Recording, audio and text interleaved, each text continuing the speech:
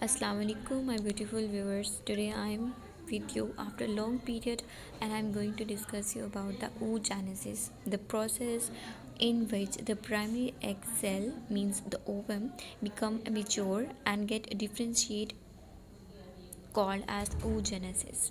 As you know about the gonads, अगर हम mail के gonads की बात करें तो it is an testy work as gonad, the forming the sperm which can fertilize with the female egg and then cause the formation of zygote.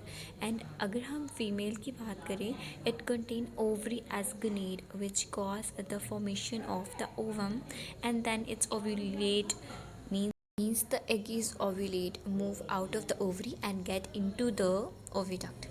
Now it's here to ready for the fertilization, but it's not an easy pathway, and as you can say the female cause for firstly the formation of the gonads take place in female like ovary. मतलब कि ovary की formation अगर हम female में बात करें तो वो एम्ब्रियो की स्टेज पे ही डन हो जाती है।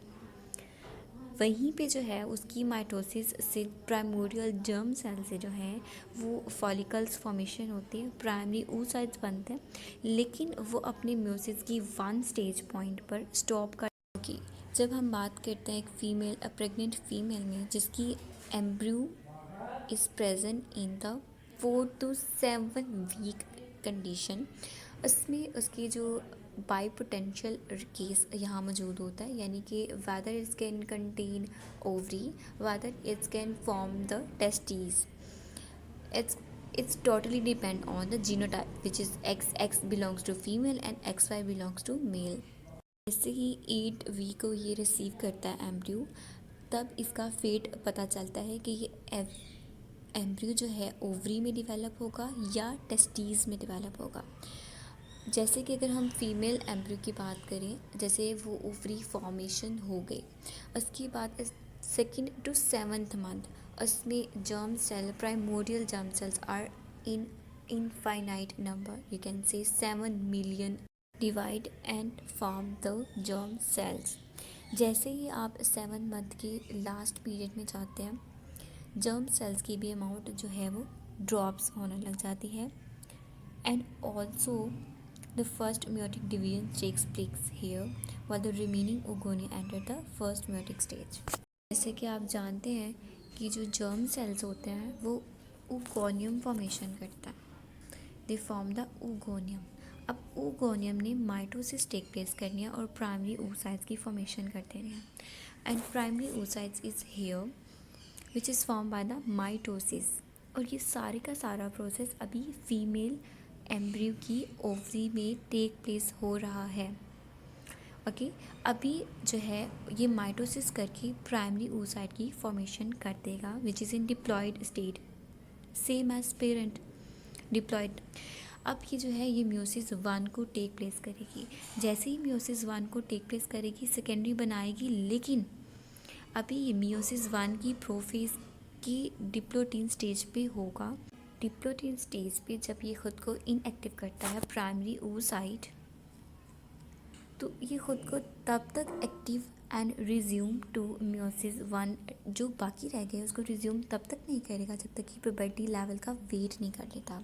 Puberty stage is that in which the female gets mature, you can say it's time to get all the cells to divide it and get maturity. ये कह देना कि ये म्योसिस के पॉइंट पे स्टॉप तो हो गया है, लेकिन इसकी मियोसिस स्टॉप होती है, लेकिन mitosis take place until the 50 year of age. इस दौरान क्या होता है कि जो इनके प्राइमरी सेल्स है इसके अंदर मॉडिफिकेशन होती है, डेवलपमेंट होती है, नंबर ऑफ सेल्स इंक्रीज करते हैं, ग्रोथ होती है। मियोसिस के अलावा माइटोसिस जो है वो साथ साथ रन करती है, जिसको ओविक्यूलर स्टेज कहते हैं। जैसे माइटोसिस रन करेगी, एक प्राइमोर्डियल फॉलिकल का जो स्ट्रक्चर होगा वो खुद को चेंज करेगा, इन्हांस करेगा। जैसे कि थिकल सेल्स की लेयर जो कि वेरी आउटसाइड प्रेजेंट थी, वो भी खुद को इंक्रीज इन साइज करेगी as inner layer which is close to the oocyte, इसको हम कहते हैं ग्रेनुलोसा। वो भी जो है ख़ुद को ऑर्गेनाइज्ड है और ख़ुद को साइज़ में, नंबर में इंक्रीज़ करेगी। एज एग्जैक्टली जो है oocyte भी खुद को नंबर में एंड साइज में इंक्रीज करेगा, मीन्स द साइज जो है उसका इन्हांस कर जाएगा ड्यूरिंग द माइटोसिस। अभी तो मियोसिस स्टॉप की गई, बस मियोसिस स्टॉप है, माइटोसिस तो कैरी ऑन है, जिसकी वजह से एक फुली ग्रोन oocyte फॉर्मेशन हो जाएगी एंड आपके पास जो है layer of granulosa cell and thecal cell get increase होगा कि the oocyte is get increase in size.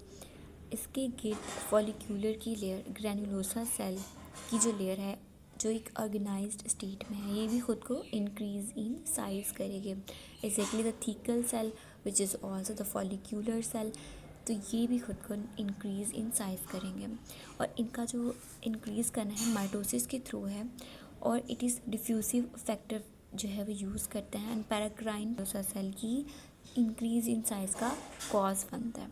The both work as जैसे ये लेयर खुद को इंक्रीज इन साइज करेंगी, इनमें जो है एक कैविटी फॉर्म हो जाएगी, फॉलिक्यूलर सेल एंड oocyte के दरमियान एक कैविटी फॉर्म होगी जिसको एंट्रम कहते हैं। The an original layer of the granulosa cell which is close to the oocyte will called as cumulus.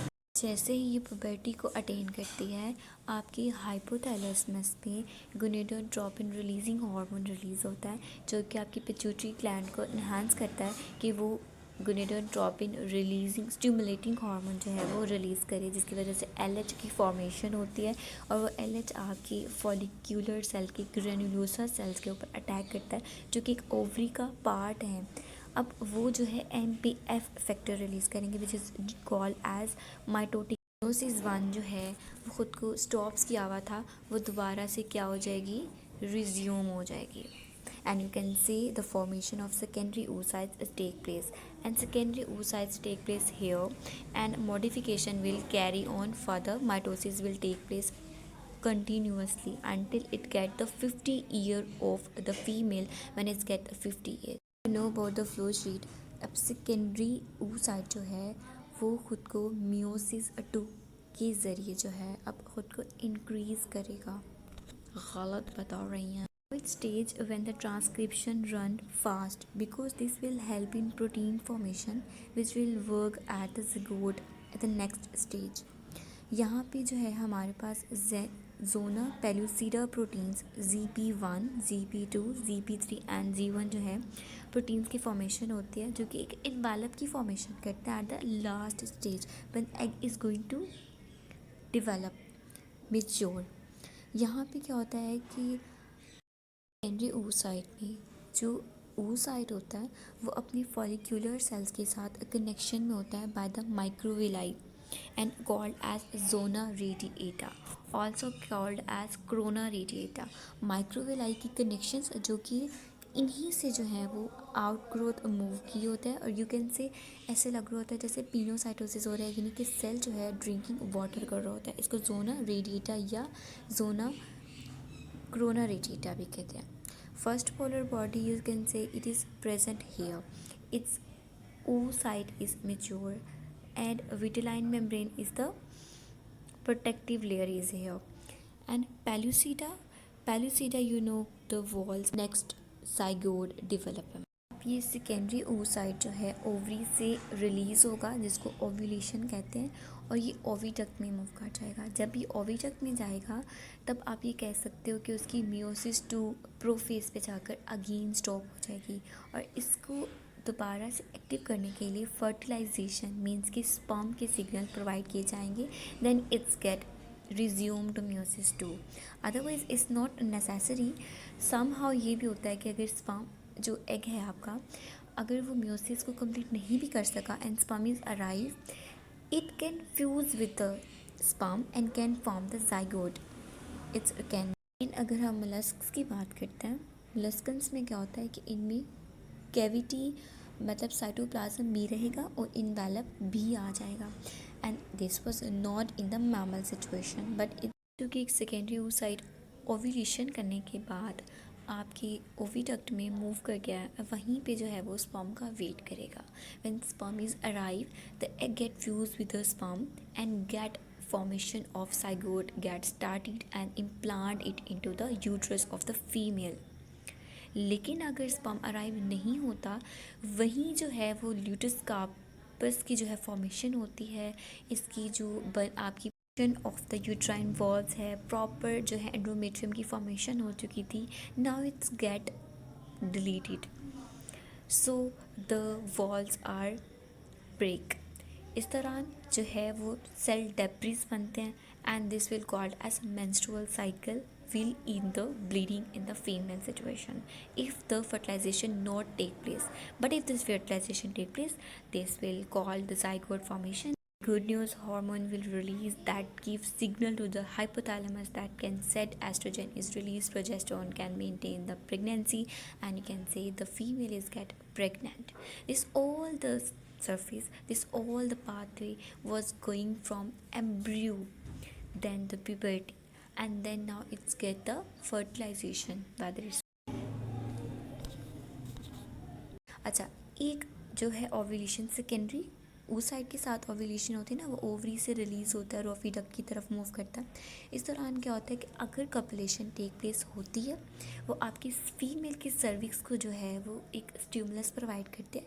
उस स्टिमुलस के जाने के बाद वो ओव्यूलेशन होती है और वो जो है ओविडक्ट में। Another case, somehow animals are in the estrous cycle, they can be polyestrous, diestrous and monoestrous if they are ovulate on जो है वो ज़रूरत होती है, and this signal will convey by the hypothalamus. Hypothalamus will release the gonadotropin releasing hormone which ensure the pituitary gland to release the gonadotropin stimulating hormone जो कि follicle के follicle sales को स्टिमुलेट करता है, जो कि granulosa cell and thecal sales दोनों जो है फॉर्मेशन वो प्रोलिफरेट करते हैं एंड एस्ट्रोजन की फॉर्मेशन करता है।